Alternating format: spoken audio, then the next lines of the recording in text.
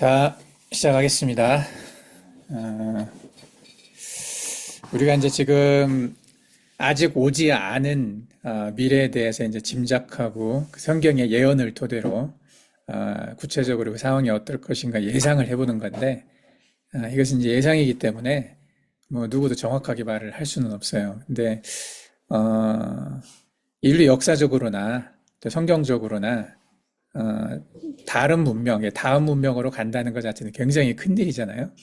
근데 그 시기에 걸려 있다는 것은, 그러니까 지금 문명에서 다음 문명으로 넘어가는 그 시대에 살고 있다는 것이, 어, 복보다는 되게 이제 좀 심란하고 좀 어려운 일이죠. 근데 누군가는, 어느 세대인가는 그 시대에 걸리게 돼 있기 때문에, 노아가 그랬었고, 노아 시대 살던 사람들은 다 이제 뭐 홍수에서 죽었지만은, 지금 우리가 사는 이 시대가 노아 시대처럼 어, 그런 시대가 될 가능성이 많이 있어서 거기에 대해서 우리가 좀 생각을 해볼 필요가 있다는 생각이 들어요. 그래서 이 부분은 좀 이렇게 예민한 부분이긴 하지만 알아야 되는 부분이기 때문에 그 내가 정리한 수준에서만큼 좀 정리를 좀 해보려고 생각을 합니다. 그래서 우리가 저번에 휴거에 대해서 잠깐 얘기를 했어요. 휴거를 얘기를 할 때 사람들이 이제 가장 많이 얘기하는 부분이 데살로니가전서 4장 16절에서 17절 말씀을 주로 얘기를 하거든요. 근데 잠깐 읽어보면 주께서 호령과 천사장의 소리와 하나님의 나팔 소리로 친히 하늘로부터 강림하시리니 그리스도 안에서 죽은 자들이 먼저 일어나고 그 후에 우리 살아남아 있는 자들도 그들과 함께 구름 속으로 끌어올려 공중에서 주를 영접하게 하시리니 그리하여 우리가 항상 주와 함께 있으리라. 이런 말씀이 있어요. 이제 이 시점이 언제냐? 어떤 사람은 7년 환란이 끝난 뒤라고 보는 사람도 있고, 어떤 사람은 전반기 환란, 3년 반의 환란이 끝난 다음에 여섯 번째 인이 떼어지기 전이라고 말하는 사람도 있어요. 물론 저번에 잠깐 얘기했던 것처럼 공중 재림과 지상 강림을 둘로 나눠서 얘기했잖아요. 그래서 공중 재림은 환란 전에, 그리고 지상 강림은 환란 후에 있을 거라고 얘기를 했는데, 이게 이제 한 번으로 이 모든 걸 설명하기가 어렵기 때문에 이렇게 이제 나눠서 시간을 얘기한 사람들이 있는데, 여기서 보면은 몇 가지 단계로 이제 나와 있는데, 그 살아남아 있는 자들도 그들과 함께 구름 속으로 끌어올려져서 공중에서 주를 영접한다는 표현이 있어요. 구름이란 단어와 공중이란 단어가 있죠. 여기서 저번에 잠깐 설명을 했었는데, 이 공중이나 구름이라는 단어가 어떤 의미일 것인가? 실제 우리가 알고 있는 그런 공중, 하늘, 스카이, 그리고 구름은 우리가 알고 있는 클라우드, 그런 구름일 것인가? 근데 그것이 아니라는 것을 우리는 어느 정도 짐작은 할 수 있어요. 구름이나 공중이라는 단어가 가지고 있는 그 의미를 좀 넓게 사용을 해서 그 자연에서 사용되어지는 그 의미가 이제 성경적으로는 어떻게 이제 사용되어지는지 과거 이제 몇 가지 다른 구절들을 보면서 이 공중과 구름 속이라는 그런 단어를 좀 생각을 해보면 구름 속이라고 나와 있는 이 단어는 헬라어로 네펠레 이게 그대로 읽으면 그래요. 이제 헬라어로 이렇게 표현되어 있는데 이 단어는 성경에서 종종 하나님의 임재를 상징하는데 이 단어가 사용됐다고 그래요. 실제 자연의 구름이 아니라 자연에서 우리가 보는 그런 구름이 아니라 하나님의 임재하는 그 상황을 구름으로 이렇게 표현한 경우들이 이제 있었다는 거죠. 예를 들면 출애굽기 13장 21절에도 보면 이제 구름 기둥이라고 되어 있죠. 구름 기둥이라고 말하는 것은 구름이란 특별한 게 있었죠, 있기는.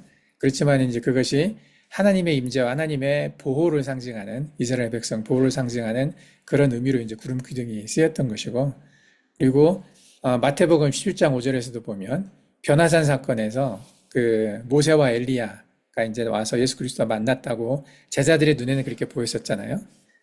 그 사건 속에서 보면 구름 속에서 하나님의 음성이 들렸다고 이제 표현이 되어 있어요. 그래서 이렇게 구름이란 단어가 이제 이런 그 보호와 하나님의 보호와 임재 이런 개념으로 이렇게 이제 사용되어진 그런 구절들이 있는데 데살로니가 전서에서 구름 속으로 끌어올려진다라는 표현은 단순히 자연적인 구름을 의미하는 것보다는 하나님의 임재와 영광의 영역으로 들어간다. 이런 의미로 볼 수 있다라는 거죠. 그리고 공중이라는 이제 헬라어가 있어요. 이 헬라어가 있는데 아이르라고 있나? 예. 공중은 헬라어로 이렇게 표현이 되는데 이는 대기 또는 하늘을 의미는 하죠. 예. 근데 그러나 이 단어가 물리적 공간으로도 쓰일 때도 있지만 영적인 영역을 상징할 때도 이 단어가 좀 쓰였다는 거죠.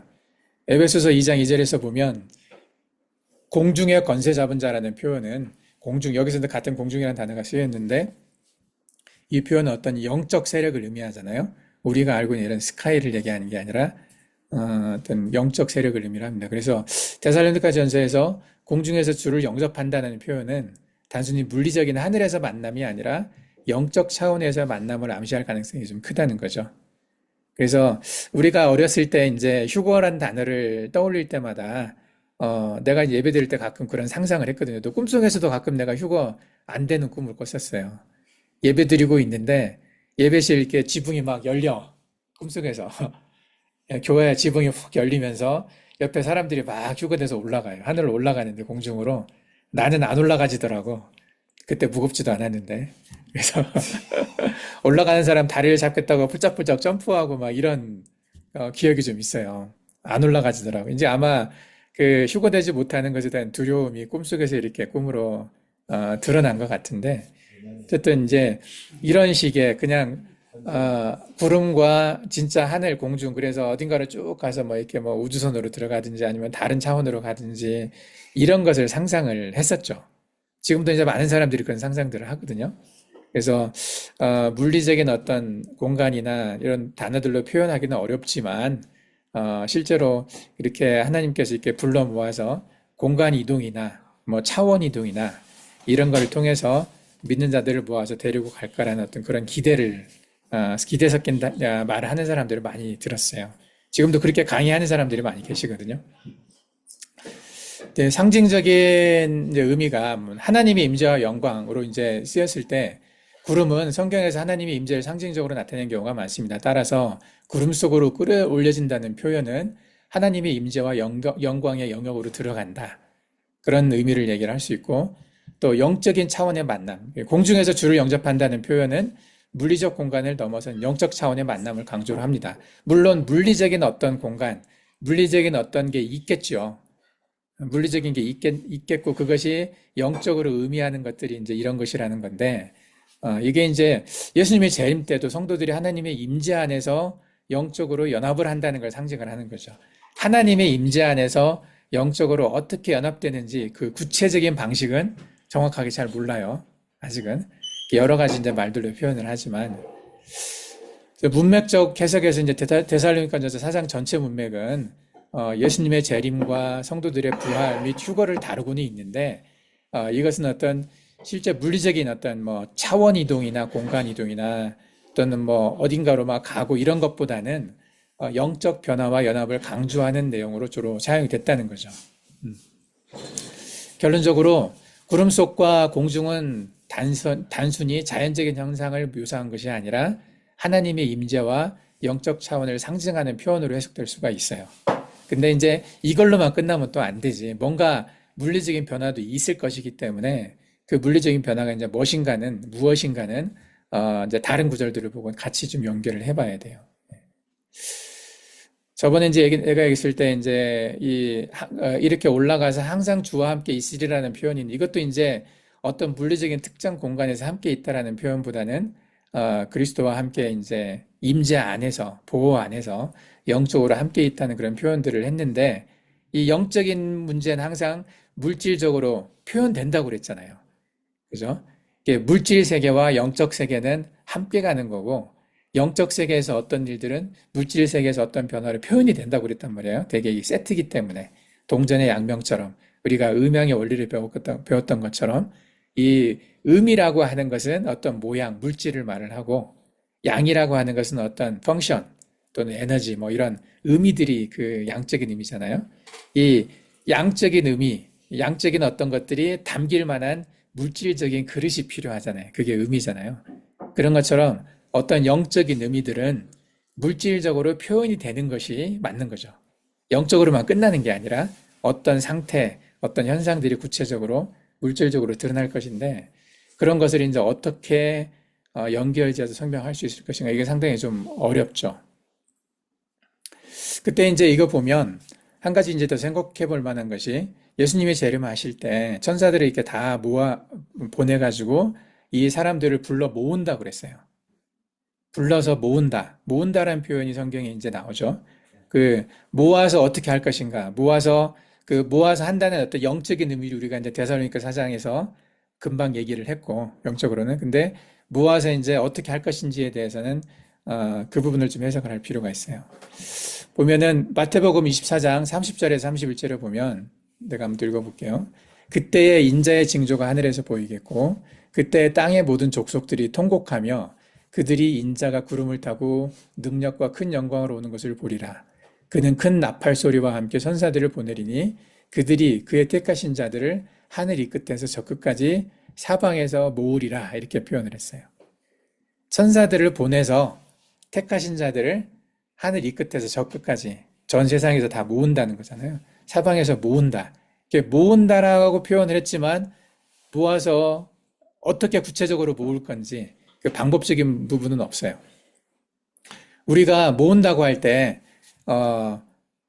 불러서 오라고 할 때, 한 번에 오는 건가? 예전에 우리 컨퍼런스 할 때, 2020년에 보르길, 볼강에 살고 있을 때, 가족들을 다 불러 모았잖아, 우리가.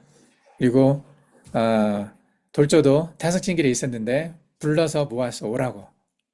어떻게 했어요? 버스 타고, 아니, 차 타고 오고 비행기 타고 오고 그랬잖아. 식구들 다 데리고. 불러서 모았다고 해서 그 모으는 방법, 부르는 방법까지 다 표현된 건 아니에요. 여기에도 천사가 불러 모았다고 하니까 사람들이 생각하기를 뭔가 초자연적인 방법이겠거니 생각을 하는 거죠. 천사가 어떻게 모았는지는 말은 안 나오잖아. 어떻게 불렀는지.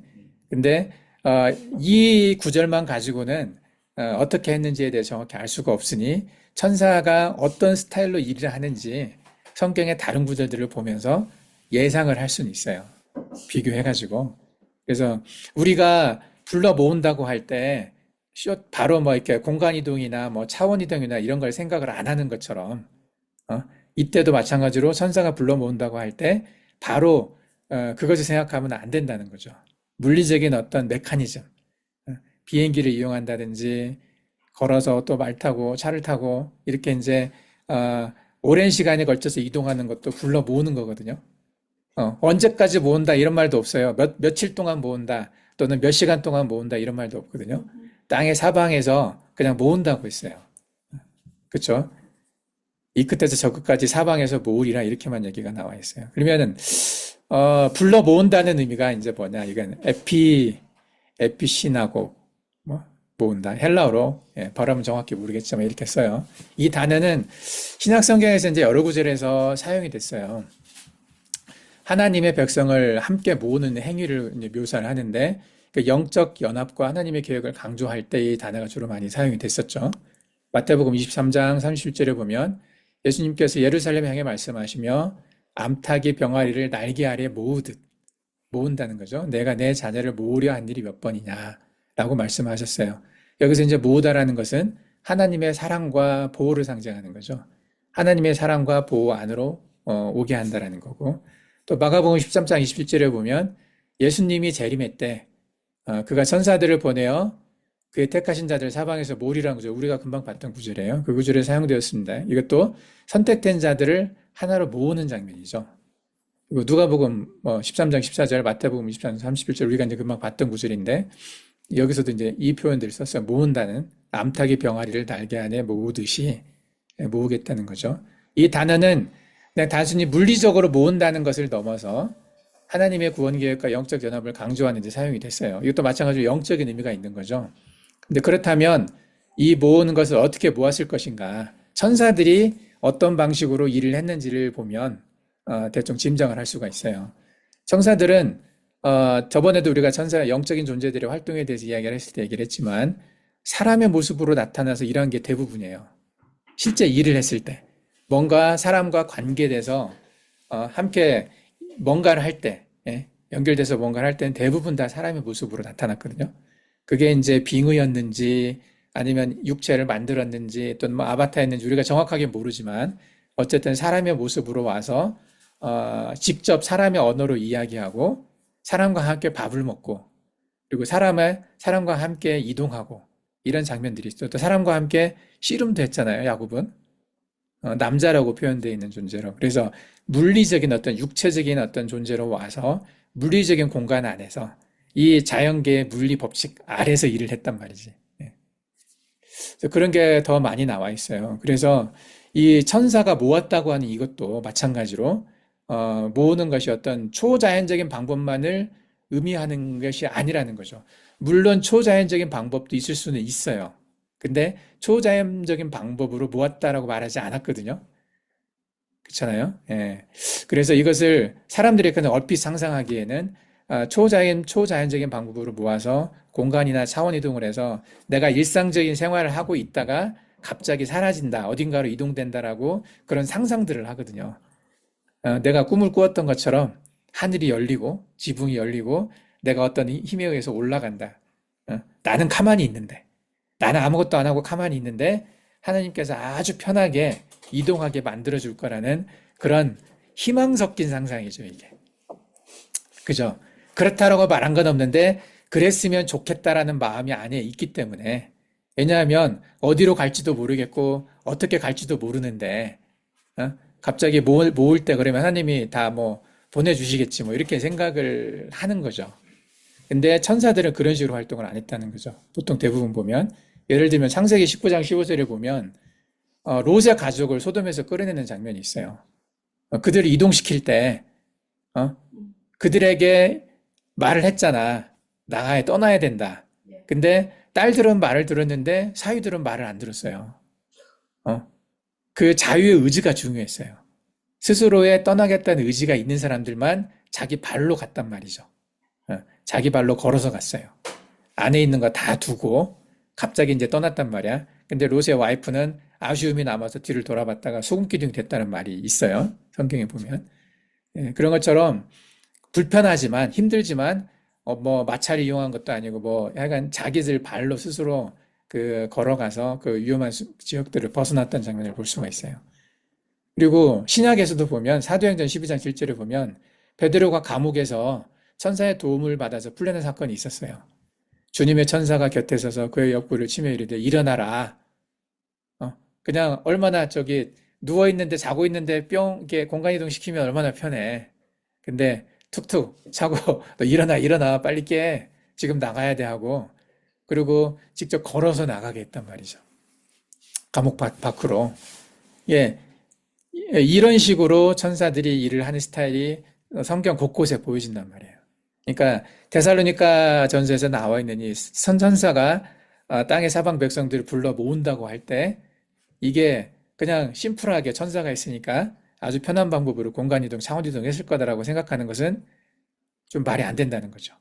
그것보다는 먼저 우리가 생각해야 될 게 물리적인 방법으로 내 발로 걸어서 내 의지를 가지고 내 계획과 이걸 갖고 움직이게 만들겠구나라는 생각하는 게 더 합리적인 생각이죠. 그쵸? 그래서 이게 천사가 백성들을 모으는 과정에서 하나님의 명령과 계획을 따라서 그렇게 됐지만 그 방법은 구체적으로 기술이 안 됐는데 아마도 물리적인 어떤 법칙에 따라서 어떤 메커니즘을 가지고 이런 것들을 수행을 할 거다라고 짐작을 할 수가 있어요. 그래서 그게 얼마만의 시간에 걸쳐서 모을지 또 어떻게 모을지 정확하게 모르지만 우리가 생각하는 것보다 꽤 긴 시간 그리고 꽤 어렵게 우리의 힘을 직접 사용해서 가야 되지 않을까 하는 생각이 들어요. 그래서 이게 이제 도피성 개념과 연결이 돼요. 도피성이 이제 우리 김성철 목사님이 열심히 이쪽에서 개념을 정리를 해 놓으셨고 그리고 이제 그 실제 삶에서 그것을 준비하는 삶을 살고 계시잖아요.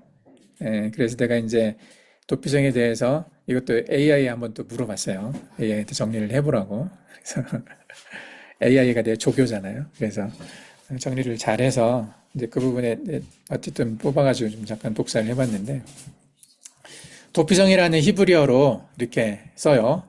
발음은 잘 모르겠어요. 어떻게 읽어 이거? 히브리어 배운 사람 아직 저는 안 배웠나? 네. 이르 미크라트 뭐 예. 그냥 예, 그대로 읽으면 그렇죠. 예. 이게 도피성인데 이것은 이제 각각 도시와 피난처를 의미를 하죠. 예, 두 가지 단어가 피난처의 도시라는 뜻이죠. 피난처의 도시라고 되어 있는데 이 도피성은 전통적으로 이렇게 구약 시대에 있었잖아요. 도피성은 실수로 살인을 저지른 사람이 복수의 위험으로부터 보호받고 공정한 재판을 받을 수 있는 장소를 뜻하죠. 그래서 도피성과 관련된 성경 구절이 이제 여러 군데가 있었는데 민수기 35장 9절에서 15절에 구체적으로 이제 여기 나와 있어요. 그래서 너희를 위하여 도피성을 마련하라. 중략. 실수로 사람을 죽인 자가 그리로 도망하고 이제 사형당하는 걸 그러니까 내가 죽인 실수로 누군가를 죽게 했어. 그러면 그 죽임을 당한 사람의 보호자들 이런 사람들은 죽인 사람을 죽게 할 수 있었거든요. 그런 권리가 있었어. 이에는 이, 눈에는 눈이 있잖아요. 네. 예, 그러니까 그런 사람들로부터 일단 도망갈 수 있는 공간이 있어야 한다는 거죠. 좀 이렇게 재판을 받고 실수로 죽인 거잖아요. 의도적으로 죽인 게 아니라. 이제 그런 의미에서 이렇게 잠시 보호할 수 있는 공간이 좀 필요했었죠. 예. 누구로부터? 그 보호자들, 가족들로부터 도망가는 거죠. 죽임을 당한, 살해당한 사람의 보호자들부터 이렇게. 예. 그래서 도피성의 위치가 구체적으로 이제 여러 개 나와 있어요. 여호수아에서 보면은 게데스, 세겜, 헤브론, 베셀, 라못, 골란에서 이렇게 6개가 있었는데 이 도피성은 어, 그 이제 대제사장이 죽을 때까지 있을 수 있었죠. 예. 그리고 이제 이 의미가 어쨌든 피난처의 개념인데 안전한 곳. 예. 그래서 이것은 하나님께서 보호하는 어떤 그런 보호와 그런 임재의 개념이 구체적으로 실현되는 곳인 어떤 물질적인 공간이잖아요. 실제로 있는 공간. 예. 영적인 의미도 있지만은 하나님의 보호와 구원에 대한 메시지가 그 담겨 있어서 우리가 이 구약 시대 도피성만을 뜻하는 건 아니죠. 도피성이라는 단어를 쓸 때는 하나님이 우리의 도피성이 되어 주신다라고 표현을 많이 해요. 예? 그런 표현. 그래서 나중에 우리가 이렇게 천사들이 우리를 불러 모아가지고 그 환란을 피하게 하고 그런 재난으로부터 우리를 구할 때, 탄압으로부터 우리를 구할 때 이렇게 불러 모아서 하나님의 임재한 하나님의 도피성으로 가게 한다라고 표현을 할 때, 틀린 말은 아니죠. 그게 틀린 말은 아닌데 그렇다면 하나님이 구체적으로 이 물리적인 공간 안에서 어떻게 보호를 하는지에 대해서는 많은 사람들이 얘기를 안 해요. 예. 그리고 그냥 막연하게 하나님이 우리를 보호하실 거다. 하나님의 날개 아래를 두실 거다만 얘기해. 그걸로 끝나는 경우가 많거든요. 구체적으로 어떻게? 마지막 때에 우리가 예상하고 있는 큰 사건들이 있잖아요. 그 짐승의 정부가 만들어져서 적그리스도가 등장을 하고 짐승의 표를 강요를 하고 짐승의 표를 받지 않겠다고 하는 사람들은 죽이려고 한다고 했단 말이야. 그 탄압에서 도망갈 수 있는 곳이 있어야 되고, 예? 그리고 6번째 인이 떼어졌을 때 이제 굉장히 큰 재난들이 일어난다고 돼 있어요. 아주 큰 지진과 뭐 대륙이동급에 해당하는 뭐 아주 큰 산들이 옮겨지고 섬들이 사라지고 뭐 이런 그런 표현들이 돼 있단 말이죠. 그렇게 많은 어떤 재난 속에서 살아남을 수 있는 어떤 피할 수 있는 공간, 예, 이런 곳들이 이제 필요하잖아요. 물리적으로. 그죠? 그게 영적인 의미의 도피성 의미도 있지만은 그 영적인 의미와 함께 그 영적인 의미를 담고 실제로 구원해낼 수 있는 물리적인 공간도 있어야 된다는 얘기거든요. 그게 구체적으로 이제 그런 재난들이 있다고 한다면. 그래서 환란 때의 도피성, 이런 개념이 구약 시대에 있었던 도피성의 개념을 가지고 와서 그런 도피성이 생길 수 있을 거다라고 있을 거라고 이제 짐작을 하는 거죠. 그래서 이제 이것에 대한 성경 구절이 여러 군데 좀 나와 있어요. 그래서 5번째 인 떼어질 때 이때 이제 짐승의 정보가 드러나죠. 그리고 이때 이제 순교자들이 생기기 시작을 하는데 이제 박해받는 시간이 이제 시작이 되잖아요. 그리고 6번째 인이 떼어졌을 때 요한계시록 6장 12절에 17절이 나와 있죠. 큰 하늘에 이제 별들이 떨어지고 뭐 여러 가지 큰 재난 우리가 저번 시간에 이제 그 이야기에 대한 얘기를 좀 자세하게 했었어요. 여러 종교에서도 예언을 하고 있고 성경에서도 그것에 대한 자세한 예언이 있거든요. 구체적으로 그게 어떤 재난일 것인지에 대한 우리가 짐작을 했었어요.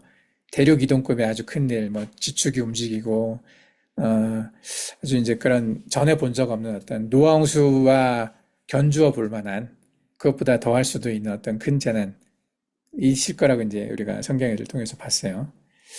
그때 이제 여자가 광야로 도망하는 얘기가 나오죠. 요한계시록 12장 6절 또 14절에 나와 있는데 여자가 독수리의 두 날개를 받아 광야로 도망하여 1260일 동안 양육을 받는다는 구절이 있어요. 이 이제 광야라고 하는 특별한 어떤 위치를 얘기를 했죠. 광야. 그리고 마태복음에서는 유대에 있는 자들은 산으로 도망가라고 돼 있거든요. 산과 광야. 이것이 이제 갖고 있는 어떤 특성들이 이제 있어요. 상징적인 의미도 있지만은 물리적인 어떤 공간이라고 이제 생각을 하는데 이제 하나님의 보호와 양육이 이루어지는 장소라고 생각이 되죠. 그래서 구약의 도피성의 개념과 연계를 지어서 이제 환란 날의 도피성이라는 개념으로 이제 정리를 할 수가 있는데 이게 우리가 이제 아까 봤던 구약의 도피성의 개념이고 이제 환란 날의 도피설의 개념 금방 얘기했던 것처럼 마태복음 24장 16절 산으로 도망가라. 약간 이제 광야에 대한 얘기를 했어요. 그래서 이제 환란 날의 도피성이 분명히 어딘가에 있을 거다라 또 준비가 되어야 된다라고 생각하는 사람들이 많이 있어요. 특히 이제 전천년주의자들, 세대주의 전천년이나 역사적 전천년주의자들은 환란 특히 이제 역사적 전천년자들이 대부분 다 이제 이 환란 날의 도피성을 준비를 하죠. 세대주의 전천년은 그 문자 그대로 본다고 그랬잖아요. 그래서 세대주의 전천년이 바라보는 그 마태복음 24장 16절에 나와 있는 유대는 이스라엘이라고 생각을 하고 있고 거기서 도망하라는 것도 이스라엘 안에 있는 도피성을 얘기를 해요. 전 세계에 있는 도피성이 아니라 이스라엘 백성들만을 위한 도피성이기 때문에 지금 현재 이스라엘 땅 안에서만 도피성이 준비될 거라고 생각을 하죠. 그리고 그 도피성으로 도망갈 사람들은 이스라엘 백성들만, 이스라엘 교회만 도망간다고 보는 거죠. 전체 이방 교회가 아니고. 그래서 세대주의 전천년은 따로 도피성을 준비할 필요가 없죠. 근데 지금 도피성에 대해서 필요하다고, 환란 날의 도피성이 필요하다고 느끼는 분들은 역사적 전천년주의자들만 그걸 느끼고 있는 거죠. 무천년도 필요 없다고 생각하죠. 왜냐하면 무천년은 그들이 이렇게 살다가 지금 이제 천연왕국처럼 살고 있고 물론 좀 힘든 시기가 있을 수는 있겠지만 예수님께서 오셔가지고 이제 휴거가 될 거라고 생각을 하기 때문에 도피성이 따로 필요하다라고 생각을 안 하는 거죠. 그래서 역사적 전천년 생각을 가지고 있는 사람들이 주로 이제 이 도피성을 생각을 해요. 환란을 통과해서 환란 후에 휴거가 있을 거고 그 전에 피했을 곳이 있다고 피할 곳이 필요하다고 생각을 하기 때문에 이 도피성 얘기를 하고 있어요. 그래서 우리가 이제 정확하게 반드시 필요합니다 이렇게 자신 있게 말은 못하지만 성경을 이렇게 보다 보면은 도피성에 대한 이야기, 그 필요성에 대한 언급들이 이제 많이 돼 있는 걸 볼 수는 있어요. 그것을 영적으로만 볼 것이냐 또는 상징으로만 볼 것이냐. 우리가 이제 그런 식으로 성경을 보지 않잖아요. 우리는 영적인 의미와 함께 물질적인 어떤 공간에서의 함께 있어야 된다고 생각을 하죠. 예. 그래서 이제 환난 날에 발음이 좀 어렵다. 환난 날의 도피성이 구약의 도피성 제도와 비슷하게 있을 것이다. 그러면은 어디에 어떻게 있을 것이냐 이것을 이제 생각을 해보면 이건 내가 이제 계속 얘기를 한 거고 아마도 이제 우리가 두 가지를 피해야 되잖아요. 하나는 짐승의 정부가 짐승의 표를 받지 않는 사람들을 죽이려고 한다고 하기 때문에 그 시스템에서 벗어날 수 있는 곳, 보호될 수 있는 좀 도시가 아니라 시스템이 잘 돼 있고 감시 시스템이 되어 있는 곳이 아니라 뭔가 좀 이렇게 외떨어진 곳일 가능성이 좀 있고 첫 번째로 그리고 여러 가지 재난이 있는데 그 중에 바닷가는 아닐 가능성이 많잖아요. 낮은 지역. 이게 온난화가 돼서 해수면이 올라가고 지진이 있고 그러면 쓰나미들이 생길 거 아니야. 지금 이제 2025년 7월 5일에 예언된 게 하나 있어요. 일본에서 웹툰 그린 사람이 있는데 2025년 7월 5일에 규모 9 이상의 큰 재난이 일어나서 지진이라고는 말은 안 했어. 어쨌든 아주 큰 쓰나미가 덮일 거다. 이제 쓰나미의 발원지가 필리핀 바다. 거기 태풍이 많이 발생하는 곳인데 지금 필리핀 판 가운데에서 생길 거라고 그렇게 꿈을 꿨어요. 그 사람 예지몽을 하는 예지몽이라고 해서 책도 나오고 이제 그런 것들이 이제 있는데 지금 많이 퍼졌죠. 일본 사람도 그 책이 나오자마자 50만 부가 팔렸다고 하더라고 바로. 다시 출판했는데 어쨌든 그래서 그 부분에 대해서 사람들이 지금 실제로 긴장하는 사람들이 꽤 많아요. 그리고 그 사람이 2011년에 있었던 후쿠시마 대지진에 대재앙을 예언했다고 해서 이번에도 꽤 신빙성이 있다라고 생각을 하는 사람들이 많기 때문에 설마 이제 실제로는 일어나지 않는다 하더라도 그 시간은 피해서 어딘가를 가고 싶은 사람들이 많이 있어요, 꽤. 그래서 소박사 TV라고 해서 인터넷에 한국에 이제 그 기후 관련 굉장히 정확한 정보를 제공하는 유튜버가 하나 있어요. 그래서 아마 그쪽 전공자인 것 같은데 그래서 그분도 이제 그런 질문들을 많이 받아가지고 실제로 그때 그 상황에 7월 5일 정도에 거기서 규모 10에 가까운 지진이 만약 뭔가 아주 큰 쓰나미라고 했는데 후쿠시마 동일본 대지진의 3배 정도의 쓰나미라고 그랬다고 하더라고요. 예언에서는. 그렇게 따지면 후쿠시마가 20m 정도, 최대 높이가 20m였대요. 한 10에서 20m 정도 쓰나미가 있었는데 그게 3배 정도 된다고 하면 한 50m 정도 되는 쓰나미가 이제 몰려갈 건데 그 예상 피해 지역을 쭉 이제 지도로 표시를 했더라고요. 내가 이따 끝나고 영상 보내줄게요. 근데 그 영상으로 따지면 중국의 대도시는 거의 다 들어가요. 우한이나 뭐 상하이나 뭐 이런 그쪽에 그 남부 지역에 있는 중국 대도시 대부분 그리고 한국의 서울도 다 잠기게 돼 있더라고요. 그리고 일본의 해안지대 이제 넘어가고 뭐 타이완이나 저쪽이 이제 오키나와 이런 쪽은 이제 거의 많이 잠긴다고 볼 수가 있죠. 그래서 그 정도 높이면은 전주에 있는 우리 집 아파트 밑에까지 물 찬다고 봐야 돼. 해발 50m거든요. 근데 그 물이 쭉 들어간다고 하면 전라북도에 있는 그 평야지대, 김제평야나 그 만경평야나 많은 농산물이 재배되는 그런 공간들이 있거든요. 거기를 바닷물이 다 들어갔어. 빠지기는 하겠죠. 어떻게 될까, 그 땅들이? 농사 못 짓는 땅이 돼요. 왜냐하면 바닷물이 들어갔기 때문에. 바닷물이 들어가서 잠겨 있다 보면 농사 못 짓거든요, 한동안은. 오랫동안. 그러면 어떻게 되겠어요? 사람들이 그걸 피해서 도망간다 해서 살아남는다 하더라도 이제 농산물이 안 나오니까 굶고 그러겠죠. 굉장히 큰 이제 그것에 대한 지금 예언이 있어요. 그래서 가장 먼저 피해보는 지역이 해안가죠. 낮은 지역에. 그래서 일단 도피성이라고 할 만하면 그런 자연재해를 피할 수 있는 곳이어야 되기 때문에 첫 번째가 고지대야. 고지대. 높은 지역. 높은 지역. 그리고 지진이 별로 안 일어나는 지역.